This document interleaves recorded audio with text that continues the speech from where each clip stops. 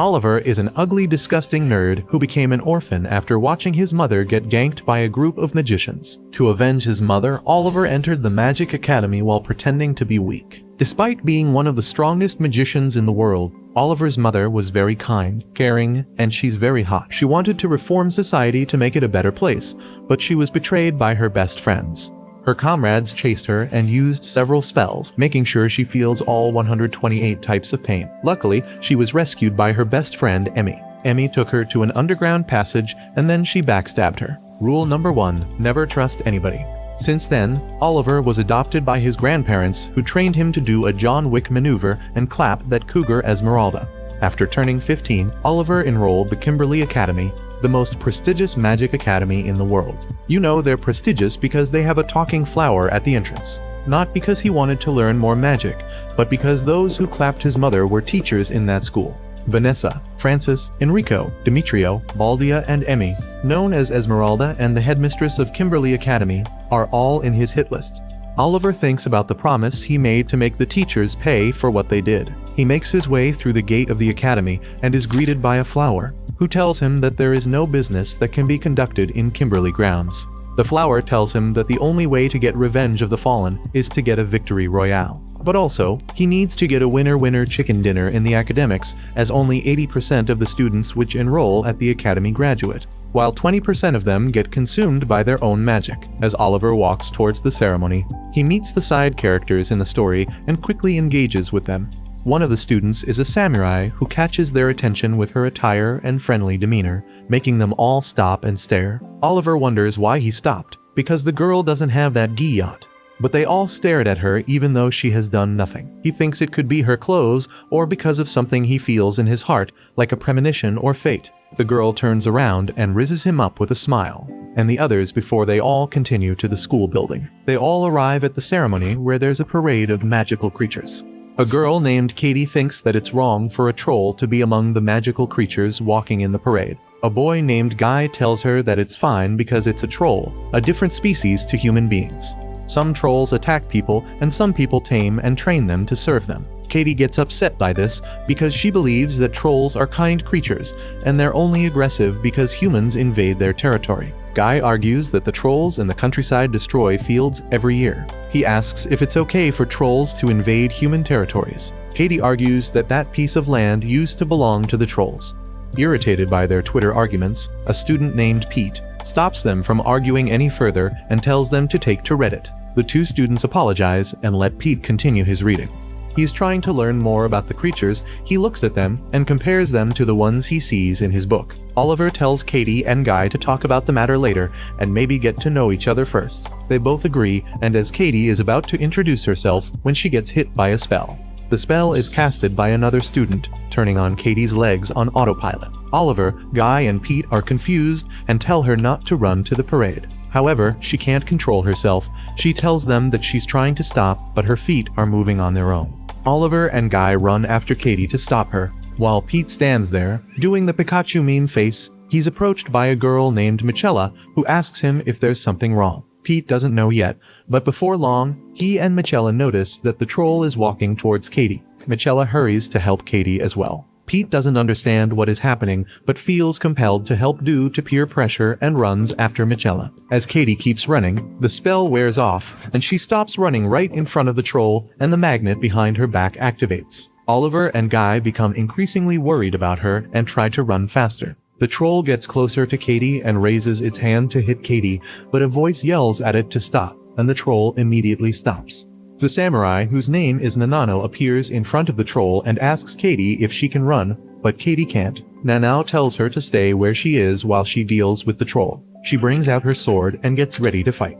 Oliver and the other students arrive with their swords in hand, ready to fight as well. They think that Nanao fighting the troll is not a good idea and decide to attract the troll's attention. Michela raises her sword and uses a spell which electrocutes the troll, but the troll absolutely mogs them instead. They decide to do it together, but Oliver stops them. He doesn't think they can do it at all, even if they use their magic together. Guy becomes angry because he doesn't want to just watch Nanao get hurt. Oliver comes up with a plan and asks them to use wind magic. He asks them to create a strong wind and target the troll on its head. Michela tells him that a wind spell only is not enough. Oliver yells that there isn't enough time to waste and they should just do as he says. They agree and generate enough wind. Oliver follows up by throwing in a different spell, which makes the wind form a dragon behind the troll. The dragon makes a loud noise, which Oliver created using a random loud noise to make it sound like a dragon's roar. The troll hears the dragon behind it and looks back in terror. This creates an opportunity for Nanao and Katie to run away, but Nanao is like, "I've been waiting for this chance my entire life," and uses this chance to attack the troll. She jumps, and as she prepares to strike the troll, her hair color changes to white, indicating her white power. She successfully hits the troll on its head, and the troll gets a severe head trauma, getting a medical bill of $78,000. Too bad he doesn't have Obamacare. After, Nanao feels like her hands are numb due to the skill she used on the troll. She tells Katie that she will carry her when her hands become better. She thanks the other 4 students for helping her by creating an opening and praises them for their spell, which she admits almost scared her. The entrance ceremony continues, and the students get inside the building. Oliver chats with Nanao, and she admits that she didn't have a plan when she stood in front of the troll earlier. She says that the sword she has doesn't even have a blade on it, so it would have been a hard fight for her if it weren't for their help. Oliver tells her that she was being reckless because if their spell had failed, she would have died. Nanao cheerfully admits this and says that they saved her life on her first day of school, which means that's going to be Oliver's girlfriend for absolutely no reason. Oliver doesn't understand how she thinks, but is impressed with the skill she used. He thinks about when her hair changed colors, which made it crystal-like, allowing magic particles to easily flow through it. It signifies powerful mana circulation within the body itself. So, basically, he's like Gojo Satoru but female. After, the students meet one of the teachers, Garland, who presents the headmistress, Esmeralda. Esmeralda makes a powerful entry accompanied by her magic that leaves the students absolutely mogged, appearing like she just teleported. She welcomes them to the academy and explains what they will be doing there. The school's priorities are freedom and results, which means that if they die, it's skill issue. That's the reason why only 80% of the students manage to graduate while the other 20% gets wrecked. She pours a liquid in a glass to demonstrate a student whose magic goes out of control and destroys them. She explains that people only become crippled when they lose control of their magic and hurt themselves, or when they summon something that drags them back to where it came from. Some of them end up dead after going mad and attempting to clap their fellow students. These students are said to be so bad, they wouldn't last a minute in a Call of Duty lobby back in 2008. She then snaps her fingers to lift the students up and transports them to the banquet room and tells them to sit and enjoy. Oliver sees the other students he was with outside, and they all decide to sit together. They begin to introduce themselves, starting with Michella, the eldest daughter of the McFarlane family, and basically a product of nepotism. She asks her friends to call her Chella, and Guy jokes about her hairstyle, which she says anyone is welcome to faint upon seeing them for the first time. Next is Katie, and she thanks everyone for helping save her life. They ask her why she suddenly started running, but she also doesn't know why and assumes that someone might have been playing a prank. Michella tells them that they should talk about it later and have fun in the meanwhile. She asks Guy for his name, and he introduces himself. He's from a family of magical farmers and boasts about knowing a lot about magic vegetables that taste like meat. A vegan wouldn't know the difference. Pete introduces himself next, and he says that his parents cannot use magic, but he can turn into a cute anime girl. But they don't believe him. Michella commends him for enrolling as an ordinary person because it must have been hard to get into the school. But Pete is not flattered by this and tells her that he's not there to make friends. He's there to be a grumpy side character. He finds that Oliver is looking at him and questions his intention. Oliver tells him that he was just appreciating the book he's reading. Pete is happy to hear that Oliver knows the book, and Oliver admits that he has read it and liked it. Pete becomes excited and starts yapping like the acoustic loser he is about the little stories included in the book after each chapter. But he soon realizes that the others are looking at him fondly and become embarrassed. He then asks Oliver to introduce himself, and Oliver does so, saying that he has older cousins studying at the academy, and they're the ones who told him about it. Michella praises him for his dragon voice spell from earlier, and Oliver reveals that he's just channeling his inner Listen Al Gabe, and he's just built different. The last introduction is Neno. She gets up from her chair and begins by saying that she was born in a samurai family, and she only came to this school through fate. She explains that all happened during a war in her country. She was leading 200 men against an army for 50,000 enemies. She clapped many of her enemies until she found herself alone in the enemy's camp. She was going for the life of the enemy leader, but she was stopped by his son, the strongest warrior in the clan. He briefly held her back, but she ended up cutting him down and went for his father. She asked the enemy leader to allow her to fight his son without knowing that she had just killed him. This made the enemy leader emotional because she never even took the time to know his son and killed him without hesitation. Selma then decided to get revenge on her by killing her on the spot witut asking for her name. He told his men to fight her to the death, and the men charged at her. But suddenly, their weapons stopped moving due to Nanao's anime DS. A mage suddenly appeared and explained he was interested in her talent and potential, and he didn't want her to die there as a nameless warrior. Nanao says that the mage was named McFarlane, and he's the one who invited her to join the school. Michella is surprised because her surname is also McFarlane. Nanao confirms that he also has a similar hairstyle. Michella realizes that it was her father who invited Nanao to the school since he's a part-time teacher there. Pete thinks that Nanao must have taken the same type of test as him to get admitted to the school, but Nanao denies this. Michella explains that it's because a teacher in Kimberly can recommend a student. This makes Pete feel embarrassed and a little jealous because he was not recommended. He gets ready and goes outside where he feels that the monoparticles in the school area are very thick. He takes a walk, and reaches a fountain where he finds Nanao taking a good, old public bath.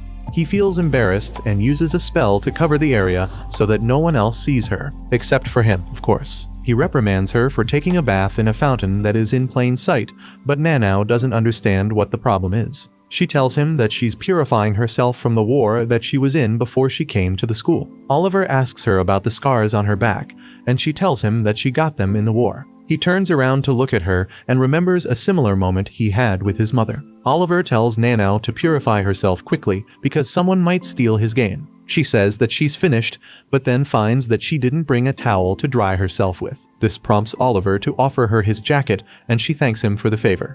Oliver thinks about how she is an innocent-looking girl, but her body count amounts to thousands of men. The students then gather for class with Nanao now wearing her uniform.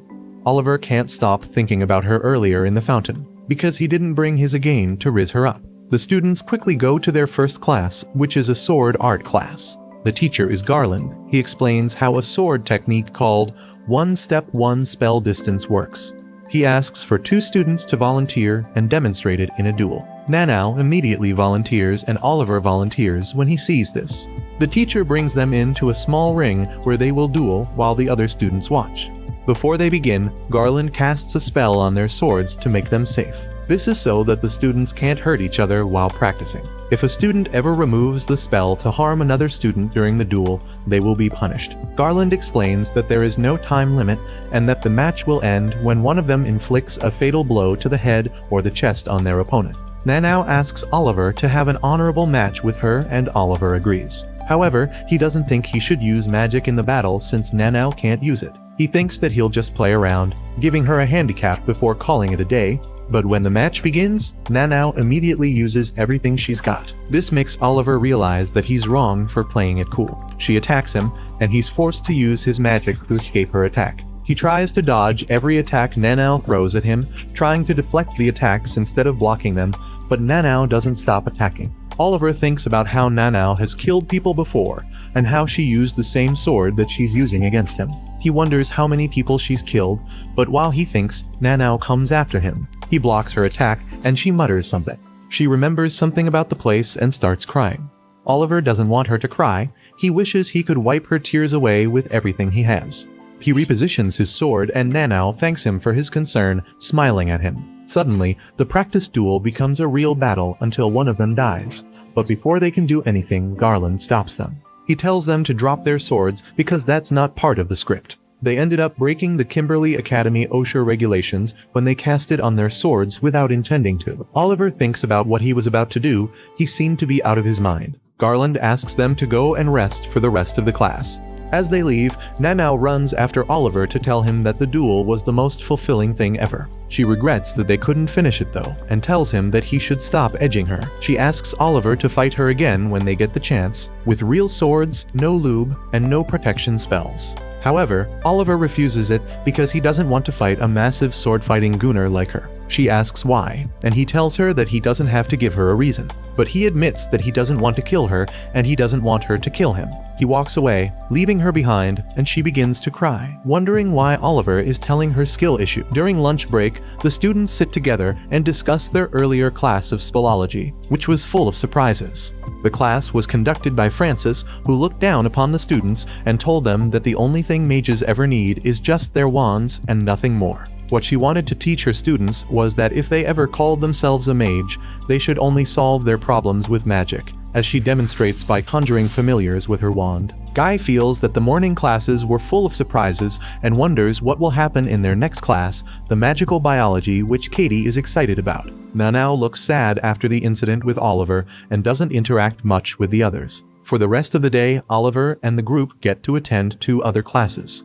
The first is magical biology, taught by Vanessa, who betrayed Oliver's mother. She immediately tells them to throw away their love for cute magical animals because they will be studying them, not make friends with them. The second class is magical engineering, which is being taught by Enrico. The next day in sword art class, the students ask Garland if he can use a spellblade. The teacher had figured that the students would ask this soon, so he explains it to them. There's a specific type of sword art called a spellblade. The spellblade is an ultimate technique that, when used within the 1 spell distance, will kill an opponent without fail. There are only 6 people who can use a spellblade in the world, making them the strongest. There are many people who work hard to create other spellblades, and others who work hard to invent ways to defeat the existing ones. But none of them have succeeded. The 6 spellblades are a secret, and how they work or who can use them is not known by the public. This has led some people to believe that the Spellblades is actually just a massive psyops being fed to the public by the big magic. Later that day, the students hear a rumor about a labyrinth under the school, and Oliver, Pete, and Michella go to investigate it. The rumor says that the labyrinth starts to take over the school building at night. The 3 students reach the place where the labyrinth starts, but they find a dead end. However, a second later, the place transforms and the labyrinth appears around them. Michella is amazed by how the labyrinth has moved so far into the school, even though the sun has just set. Oliver tells her and Pete that new student getting lost. There is something that happens all the time, but they should not worry. There should be instructors and upperclassmen patrolling the area. They hear a female voice which expresses happiness that the students will be relying on it, making Pete excited and approach it. Oliver quickly tells him to stop as he sees a girl whose name is Ophelia. She comments about how cute the 3 new students are, and how she could just eat them up, like an ovulating Fujoshi. Oliver approaches her and asks if she's an upperclassman, and if it jiggles, which Ophelia confirms. She introduces herself and grade, surprising the students to hear her last name Salvadori. A male student appears behind her and tries to hug her, but she hits him with a Denji spell, bringing him down. She asks the other students not to mind him because he needs discipline. Oliver introduces himself and reveals that he knows about her. He has read her thesis on the rapid development from interbreeding krakens and Silas, which he thinks was wonderful because it gave him shivers. Ophelia likes that he knows about her and emits a Dami Mami Riz perfume, which makes Pete walk towards her. Luckily, Michella stops him and covers his mouth and nose to stop him from inhaling it. Pete is the only one who gets affected, making Ophelia wonder if the others can withstand it. She tells them that they shouldn't be mad because it's how her body works. She emits the Riz perfume just by breathing. She tells them not to resist her, but Oliver refuses her invitation. He tells Michella and Pete to start running, leaving Ophelia surprised. They run through the labyrinth and soon find a passage where they are stopped by a web of bones blocking their way. A new guy approaches and tells them to give Ophelia some of their time because she is a lonely woman. He introduces himself as Cyrus, a 5th-year student who looks like he should have graduated a long time ago. He tells them that he'll take care of them if they don't like Ophelia. At that moment, Ophelia arrives from behind, mentioning they are very rude for running away from her while they were still having a conversation. This puts them on edge again, and Pete starts to panic. Oliver holds him and tells him to calm down, but he wants to draw his sword. Oliver tells him to stop because if he does, they'll never make it out. As they wait, Ophelia begins to talk to Cyrus, berating him for desecrating the corpses of the people he kills. Cyrus tells her that what she does is far more disgusting, as he refers to her as the Salvadori succubus. This annoys Ophelia, and she threatens him. But Cyrus isn't scared of her because he doesn't like women at all. He is your typical Reddit tier incel. This makes her furious. She brings out her sword and Cyrus activates his magic. They both use a summoning spell to use their beasts to fight each other. Oliver and the group take the chance to run away. However, Cyrus blocks their way with the bone web again. On the other side of the web, Nanao appears and approaches.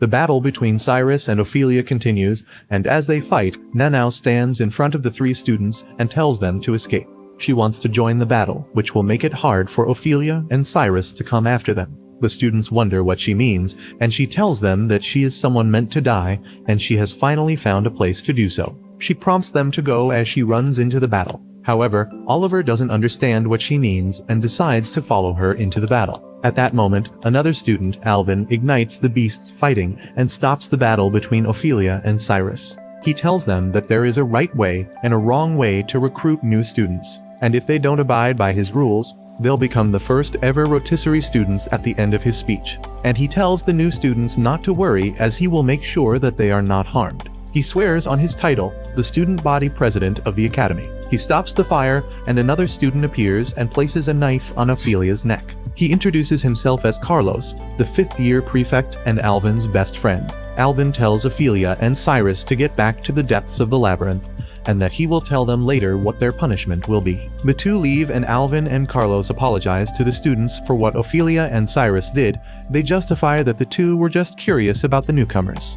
They help them get out of the place safely, where Oliver's group meet with their friends who were worried about them. Nanao apologizes to Katie, who was worried the most. However, Oliver interrupts her and grabs her by the collar, asking if she has a death wish. He is upset with what she did earlier, trying to do a banzai charger when she wanted to join the fight between Ophelia and Cyrus. Michela stops him and asks Nanao to explain what's going on her head. Nanao then explains that she has no desire to live any longer, which is like a typical Japanese salaryman would say. She doesn't feel joy in life, and that her life doesn't even feel real. It feels like a dream. She wanted to make her wish come true before the dream came to an end. Oliver asks her what the wish is, and she explains that fighting for revenge is not fulfilling, but fighting an opponent who respects you and accepts you is better. She tells them that at her old fighting school, they were taught about the satisfaction of fighting such an opponent. You'd fight them to the death, even though you respected them or fall in love with them. It's a satisfying moment and feeling when you get to fight such an opponent,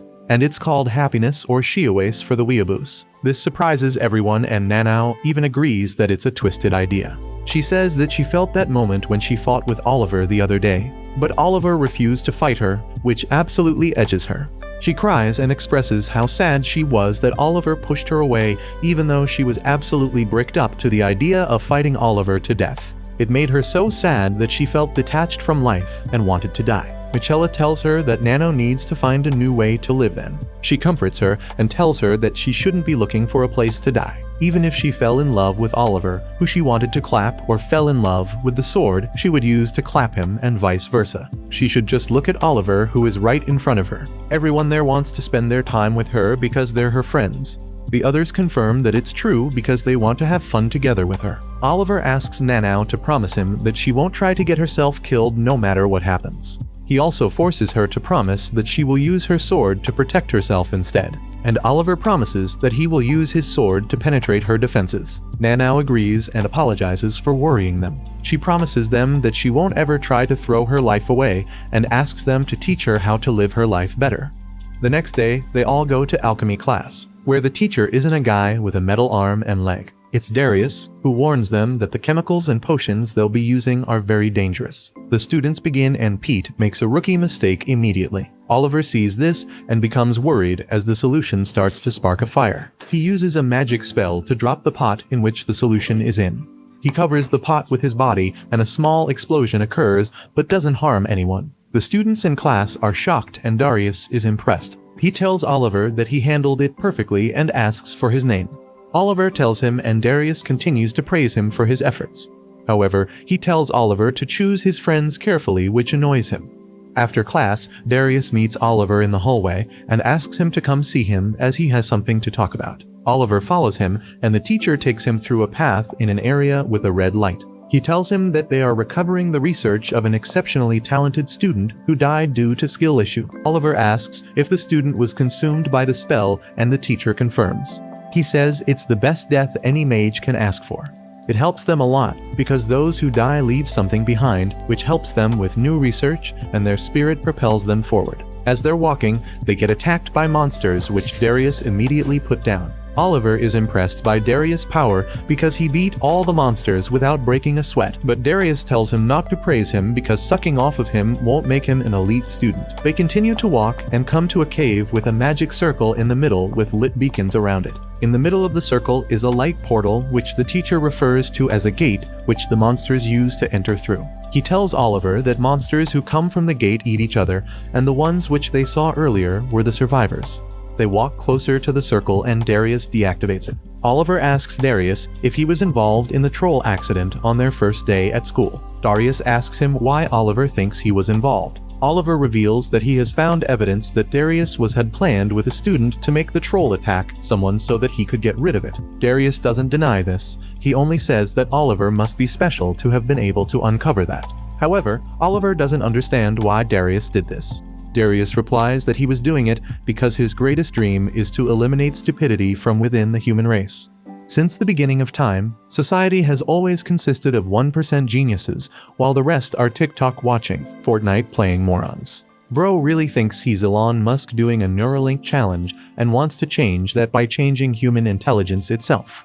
However, to be able to do that he must get demi-human samples for research, and the troll is one of them. Darius wants Oliver to help him in his research because he thinks that Oliver doesn't have any talent of his own. He's just an average mage who never accomplished anything. Oliver doesn't appreciate the assessment the teacher has done on him. Darius tells him that he is still worth talking to because he can do anything and will make a good assistant. Oliver asks him what Darius was doing in the year 1525 on the 8th of the 4th month. Darius is not fazed by the question. He instead asks Oliver how much he knows. Oliver refuses to answer the question because he's the one who asked first. Darius asks if Oliver has been targeting him from the beginning and realizes that some relatives of the woman he killed are still alive. Oliver thanks Darius for never changing his character because it makes it easier to still hate him. He reaches for his sword and asks Darius to get ready since they're already within the 1 spell distance. Darius becomes furious and draws a knife. He manages to slash Oliver's neck while Oliver cuts him on the chest. However, Oliver reverses the outcome using the 4th spellblade named Angustavia. With this Doctor Strange anime power, Oliver can watch every possible outcome of the fight. He knows that Darius' skill is far superior to his because in all the scenarios Darius will kill him. However, Oliver thinks that since the future isn't already set and can't be predicted, there must be a future where he wins against Darius, just like the plot of Infinity War. All he needs to do to win is to find that one scenario which he doesn't get cut, because it will certainly take him to the future in which he wins over Darius. He uses the technique to find the possibility that he wants and runs towards it. Because of this, he manages to dodge Darius' attack and uses the spellblade again. He successfully cuts Darius' hand and brings him down. He asks Darius why he just stood there instead of running away. Darius thinks about Oliver's spellblade and is confused because it's Oliver's mother ultimate spell. He doesn't understand how he can use it because it should have disappeared 7 years ago. Oliver replies that there are some things that Darius has taken away from his mother, but there are some things that he wasn't able to take. That's when Darius realizes that the woman he killed was Oliver's mother. Oliver confirms, saying that it's a good thing that he doesn't look like her because it would have ruined his plans. He tells Darius that a pain spell can only reproduce pain that the caster has experienced. So, he will make sure to make Darius feel the same pain he did to his mother. And the only way to stop it is if Darius tells him the right words. And if Darius doesn't say those words, Oliver will torture him the same way that Darius tortured his mother. This terrifies Darius. Oliver tells him to start searching for the magical words to make him forgive him for what he did. Darius tries to ask Oliver to wait, but Oliver uses a spell to cause him immense pain for a brief moment.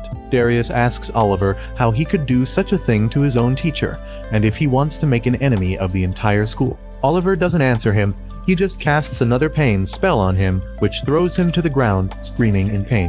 Oliver asks Darius if he has found the words yet, but Darius hasn't. He apologizes, but then blames Oliver's mother for all of it. This causes Oliver to continue torturing him repeatedly. All Darius can do now is wheeze in pain, with no words to say. This makes Oliver so angry that he starts yelling at him to say something. He hasn't tortured him even half the way Darius had tortured his mother. It infuriates him even more to think that Darius can only withstand just some of the pain he dealt his mother. Darius begins to cry when Oliver asks him to say the words he's waiting to hear. He asks Oliver to kill him and Oliver decides to do so. Seconds later, Oliver's cousins appear behind him and ask if it's over. He confirms and asks Shannon, who he refers to as sister, to not get any closer because it'll make her dirty. Gwyn asks Oliver how his body is holding up to the Spellblade, and Oliver tells him that he only used it twice and that if he had used it for the third time, he would have died. Gwyn forbids him to ever use it 3 times and says that he can only use it when it's necessary.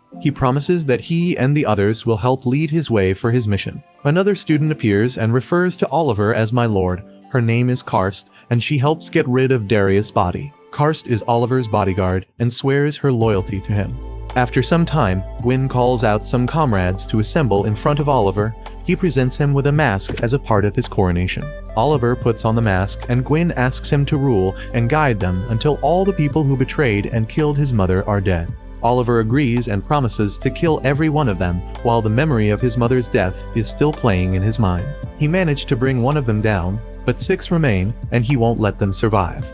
After returning, Oliver notices something weird about Pete's behavior and body and asks to talk to him privately. He takes him to a greenhouse and asks if he changed of gender. Pete confirms, saying that he had a dream and when he woke up, he was a girl. Oliver tells him that he has a special type of body in the magic world. He's a reversee, a person who can switch back and forth between genders. Pete is surprised to hear this, but Oliver continues to tell him that there were signs.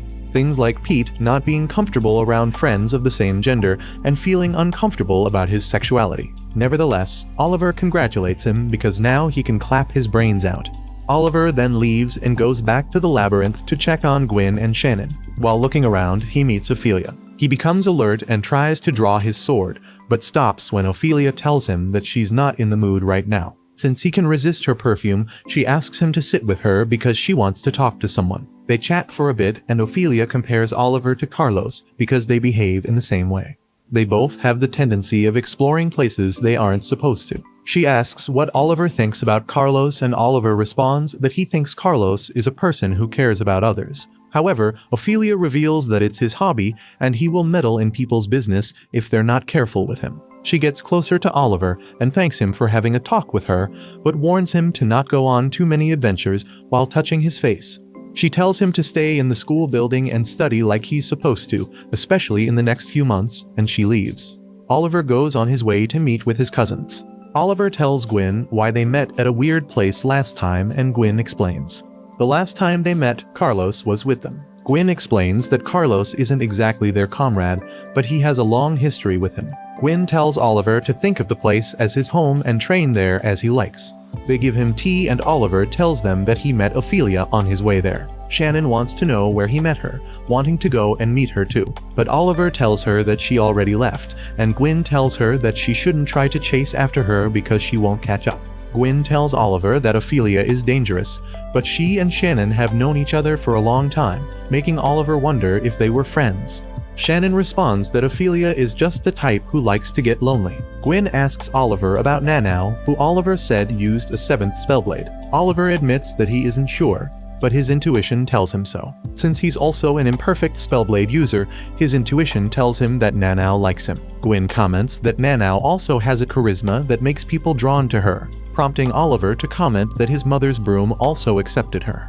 Oliver is also drawn to Nanau and finds himself staring at her sometimes. He wants to help her with whatever she needs. Shannon smiles and asks if he likes her. Gwyn tells him to stay calm before he can answer Shannon. He says that the feeling of being drawn by something is of great importance to a mage. Nanau will likely be someone that changes the very essence of who he is. Oliver must leave all the feelings that he can't express in his heart and be himself. He must stay loyal to Nanau in his own way, and Oliver agrees to this. Later that day, Oliver and his friends decide go camping in the labyrinth. Oliver warns them to stay safe at all times. They find a nice place to set up their camp and enjoy time together, eating food, sitting around a fire and chatting. Michela comes up with the idea to name their group because she feels that they have been very close, and she's never had something so special in her life. She feels like giving the group a name would make it last longer. They all agree with her idea and brainstorm to come up with good names. Nanau gets up and walks to a wall and draws her sword. She asks everyone to do the same, and they follow her request. She instructs them to form a circle and hold out their sword to the center of the circle so that they are overlapping at the tip. This makes the swords form a rose shape, which she says that in her country is called a sword rose. This is to symbolize their bond in the present. Even if they don't stay friends forever, the sword rose will never be broken by anything. She asks to name the group's sword roses. They all agree and get so sentimental that they get embarrassed and blush. Michella says that like flowers which grow without the fear of dying one day, the group will do the same and announces that the group will be called Sword Roses then. Oliver likes this and wants the image of the moment to be burned in his mind, so that he never forgets it. After some time, the group and other students find themselves in a forest where they get confronted by chimera monsters. They decide to run away, but Pete, along two other students, Faye and Joseph, falls down while running and gets grabbed by the monster. Oliver tries to take Pete's hand and free him, but the monster tries to grab him too, so Michella stops him and lets Pete get taken away. As the other students are being told to return to their dorms, Oliver comes running to inform the teachers about what happened. He finds out that there are reports of the same thing happening to other students as well. The teachers conclude that the reason is that Ophelia has been consumed by the spell and is kidnapping the students. This reminds Oliver of the time Ophelia told him to stay in school and not adventure outside, especially in the next few months. Ophelia tries to keep calm in her workshop. She has caged the students she took, but she hasn't harmed them yet. The Student Body Council gets ready to confront Ophelia and get the students back, but they also blame themselves for what Ophelia has done and her getting consumed by the spell. Oliver and his friends worry about Pete since days have passed and he hasn't come back. Guy gets even more angry because the student council looks like they are slacking off. The others tells him to calm down because getting emotional isn't going to help, but so is just sitting and waiting. Oliver tells him that there's nothing they can do besides wait, but Guy is determined to try something. He wants to give himself up to Ophelia so that he can go and cook for Pete. However, Nanau tells him that dead people can't eat, and the only way to feed them is to leave something at their grave, suggesting that Pete could be dead. This makes Guy angry because he doesn't believe that Pete could be dead. Nanau tells him that she's not sure, but in her country, if 10 people went missing in war, 8 of them would turn up dead. Oliver stops her from being too pessimistic, stating that Ophelia's chimeras were designed to take people alive. So it's likely that he's still alive. Katie wonders what Ophelia could be doing to Pete, but nobody knows.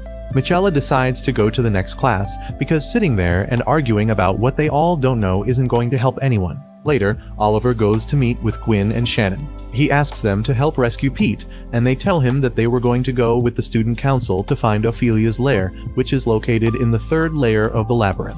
It's going to be hard to find the place, and they can't use their comrades' help yet, but they promise to try their best to find him. Katie goes to ask for help from Mr. Garland, but he refuses to help her at the moment because teachers have to wait 8 days before they can get involved. It's because teachers won't bail students out of trouble immediately. The students have to look after themselves. Michella meets with Oliver and tells him that she went to ask for help from her father. He told her that if she can't protect her friends, then she will lose them the minute she gains them. This made her decide to go to the labyrinth, and she wanted to tell him before she goes there. Oliver is against the idea because she could die there, but she is determined. She tells him that when the chimeras grabbed Pete, she quickly realized that they wouldn't kill him, and she wanted the rest of them to survive by not going after the chimeras.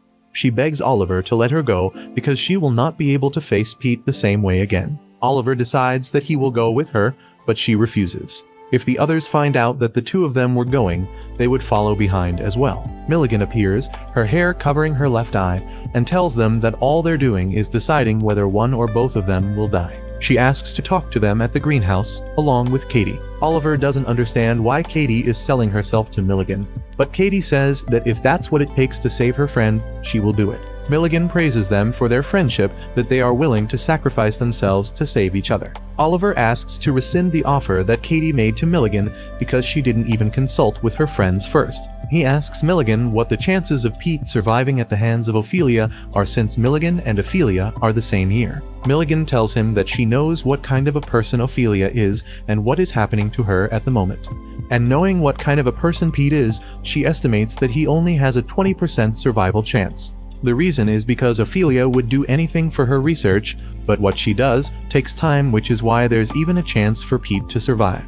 However, Oliver and his friends can increase the chances if they do something. Oliver asks what she means, but she changes the subject. She talks about how her research has reached a dead end since Darius has gone missing. She wants Katie to help her because they both have a common interest in interspecies communication. She wants Katie to join her research because she was the key to giving intelligence to the troll she once encountered. Milligan proposes that she trains the students even though Ophelia is much stronger than her. They won't be able to fight head-on with her and win, but they can one her up and save Pete. Milligan will find her lair and take them there. After all is done, she wants Katie to become her research partner. Katie immediately accepts the offer. She tells Oliver and Michella that she will not let them refuse her because the deal is not too bad. However, Oliver doesn't trust Milligan. He thinks she's hiding something, and she says that figuring out what she's hiding is part of the deal. Katie begs the two to accept the deal. In the end, they accept the deal and bring everyone to Milligan. They use her portal to go to the labyrinth, but Katie and Guy stay behind. Katie is tasked with looking after a live hand, which will help her access Milligan's research notes if Milligan doesn't make it back. Katie accepts, and the group departs. Pete wakes up in Ophelia's lair and starts to panic when he sees the other students who are sleeping, with tentacles wrapped around their necks. He pretends to be asleep when Ophelia comes to tell them to continue sleeping, and that at the end, it will all be just a bad dream before leaving. The group makes it to the labyrinth, and Milligan tells them about Ophelia's clan, whose ancestors were succubi. This makes them capable of mixing the natures of different species together within the womb and birth the offspring. They wanted to create the perfect life form for many generations, but they failed, which made them go extinct little by little.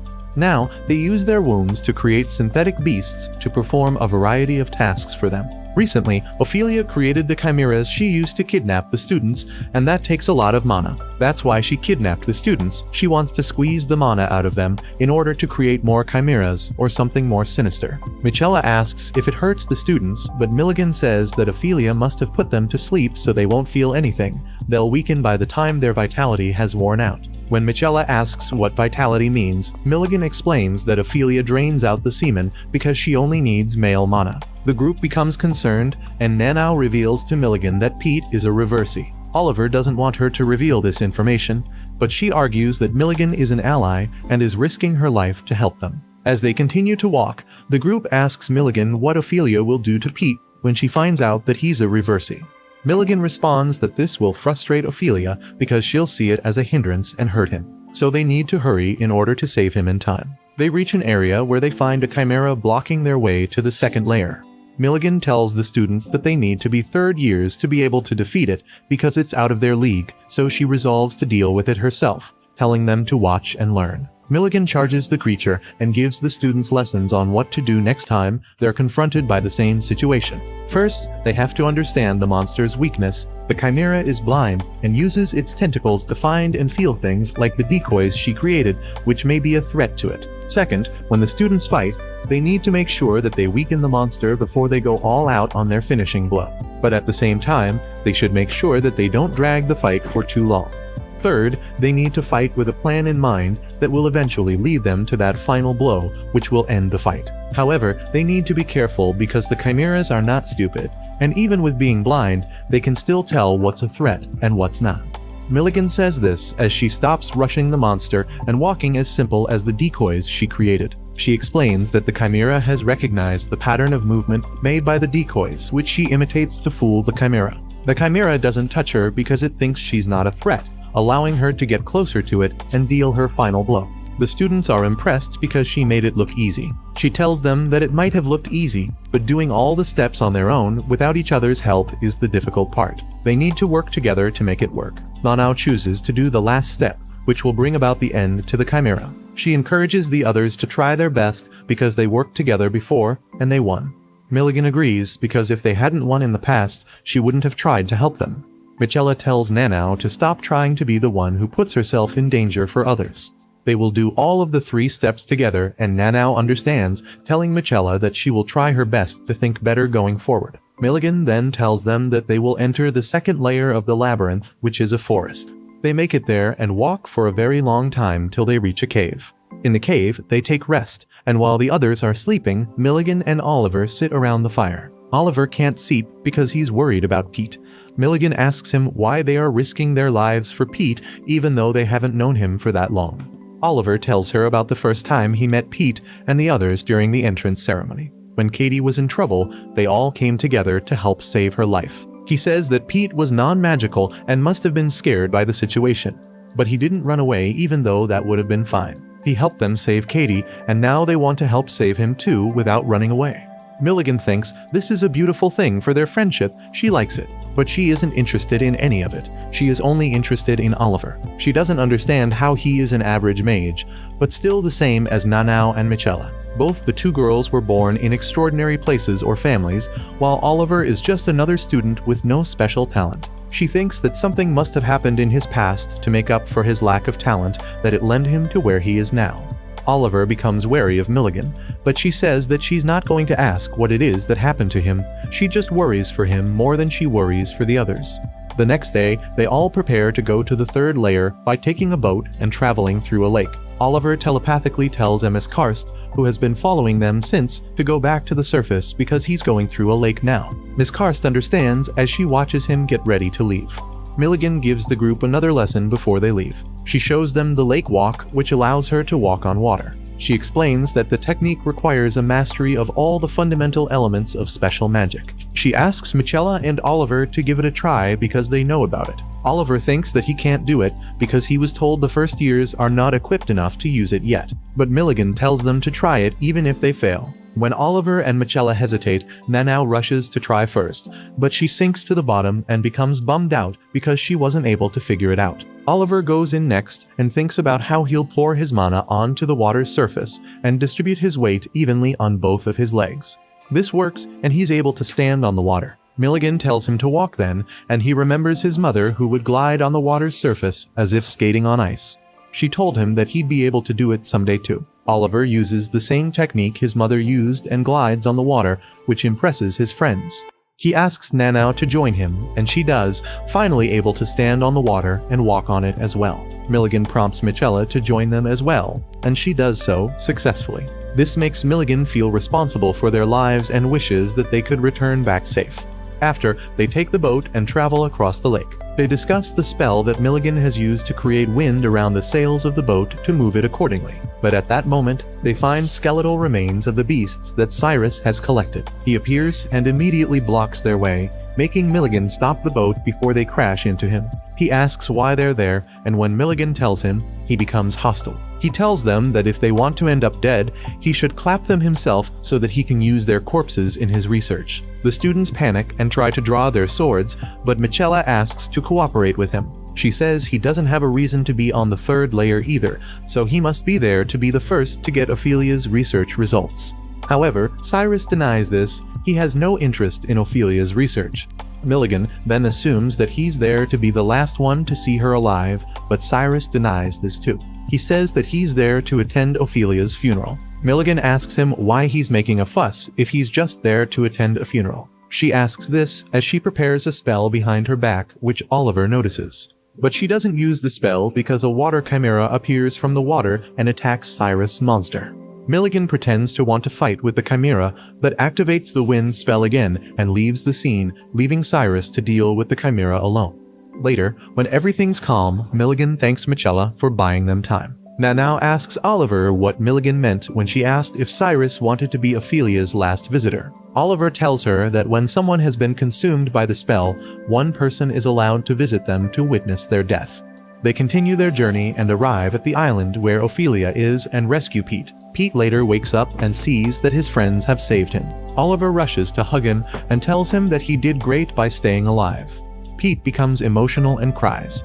They ask him how he managed to escape, and he tells them the story. When he was still in Ophelia's workshop, Joseph woke up and they started talking. Joseph figured out that Pete had changed into a girl because Ophelia's perfume didn't affect him. Pete asked him to help him escape, but Joseph stopped him from talking too loudly because if Ophelia found out about his identity, she would clap him. He told Pete that the situation could be taken advantage of though. He cut himself on the stomach and stuck his hand inside, which scared Pete. He pulled out 3 orbs, which were an explosive, smoke, and distress orbs that he gave to Pete to use and break out of the place.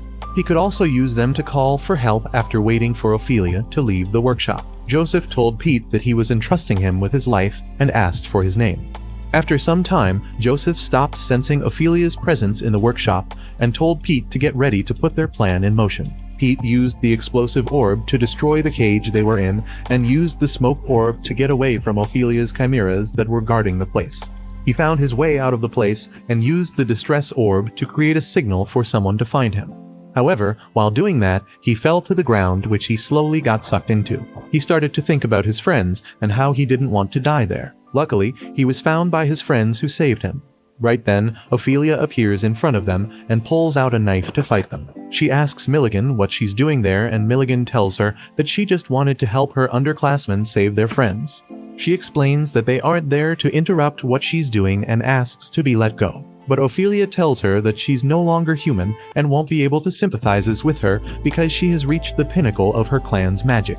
She begins to chant an incantation, and Milligan tells the group to start attacking her before she finishes her spell. However, even with their efforts combined, they can't do anything to Ophelia as her tentacles defend her while she continues to set up her spell. Gwyn and Shannon witness Ophelia's spell come to life from afar, creating a large dome around her and the others, making Shannon become worried for Oliver. As the spell continues to encapsulate the whole place, Ophelia's tentacles continue to fight against the students. After her spell is complete, the dome becomes completely cut off from the outside world. It's a grand area, which is the greatest and most impressive magic feat achieved by someone who uses a single magic. Milligan is impressed that Ophelia was able to achieve grand area at such a young age, even while being consumed by the spell. Two other students appear. One of them is Michella's relative named Stacy. The other is Lynette. They came there to save Faye, Stacy's attendant. Milligan briefs all of them that they are currently inside Ophelia's womb and that she has rejected the idea of creating a new life form.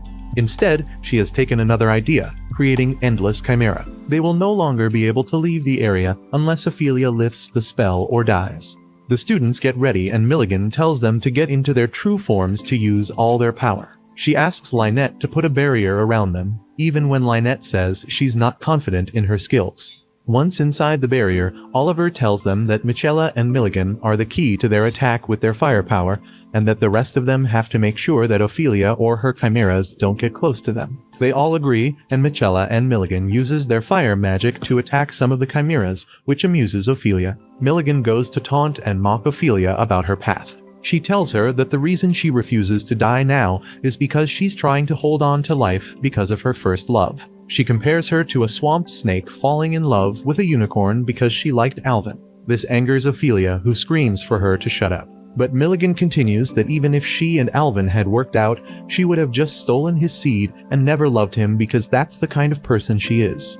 This infuriates Ophelia even more. She sends her chimeras to go after Milligan, but Milligan and Michella burn all the chimeras down. Milligan tries to get closer to Ophelia, but Ophelia quickly grabs her with one of her tentacles.